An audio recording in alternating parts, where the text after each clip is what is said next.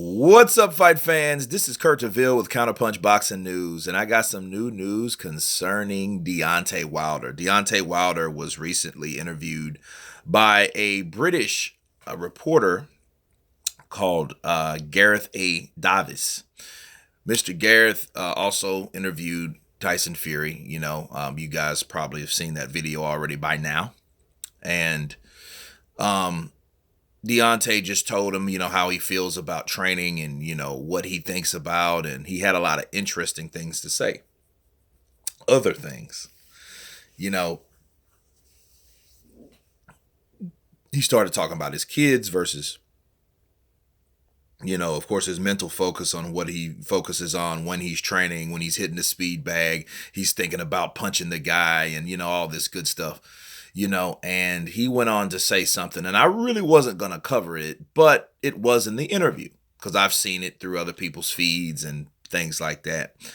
Deontay Wilder has stated that he would like to have a baby. I mean, conceive a child. He said that when there is a time on this God's green earth when a man can have a baby, he'd sign up for it. He wants to have a baby. So he goes from I want a body and now I want to have a baby. Look, I grew up in the 90s. I was a kid in the 90s, as a teenager in the 90s. And in Living Color, was popular in the early 90s. And I remember when it was kind of like an Oprah show on one of the skits, and Jim Carrey was like, Kelly, because he's one of those Gone Girl ones, like, Gone Girl. It was like this talk show, where this chick, she was just like, you were fine, you were fit, you were wonderful, and all this. And then Jim Carrey says, oh, when I think about a woman's breast filled with milk, I just wish I could have a baby. And then Tommy Davis was like, man, what a wuss. You know what I mean? That's exactly what I thought about it at the time. I'm like, dude, did you really say you just wanted to have a baby?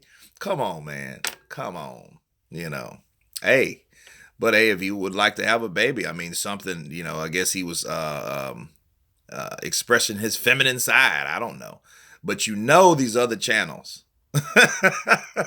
These other channels they already have had a field day on that shit.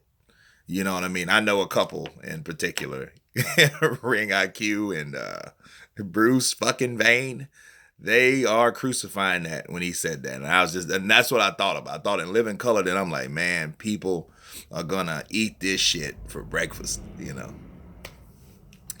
But I thought that was really interesting for him to say that. Yeah, he is a family man, I just never heard anyone say that, especially not a boxer, but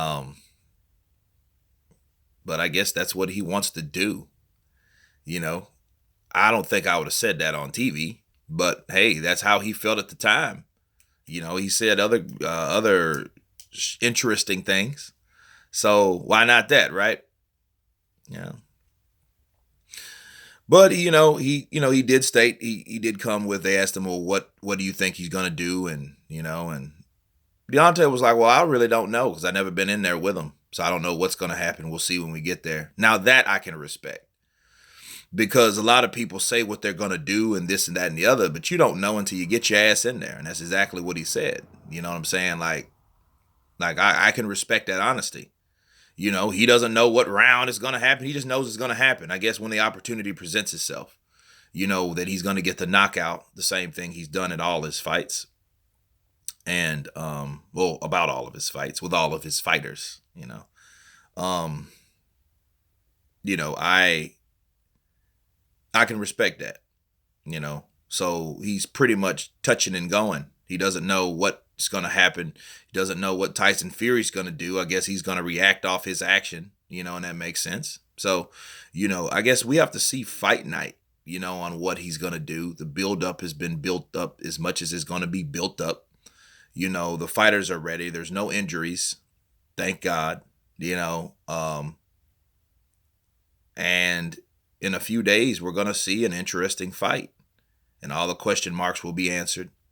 You know, we will see two undefeated fighters go at it. They both have a lot to prove, and I want to touch bases on this. Tyson Fury does have a lot of pressure on him. You know what I'm saying? Because if you think about it, his best opponent he fought was this year, pretty much at the beginning. Now at the end of the year, he's fighting one of the best opponents that he's ever fought. Again,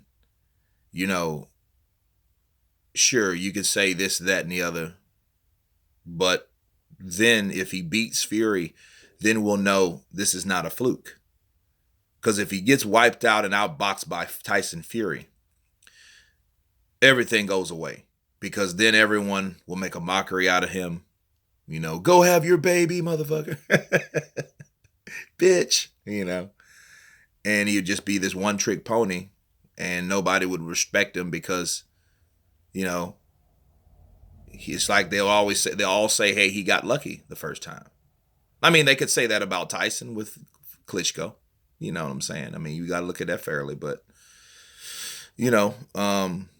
so basically the pressure's on both guys, but more on Deontay because Deontay's the champ. Tyson Fury, he has the built-in, hey, I was on the couch for 2.5 years with mental depression and stuff, so I won already, right? So, there is a lot, on Deontay Wilder to perform.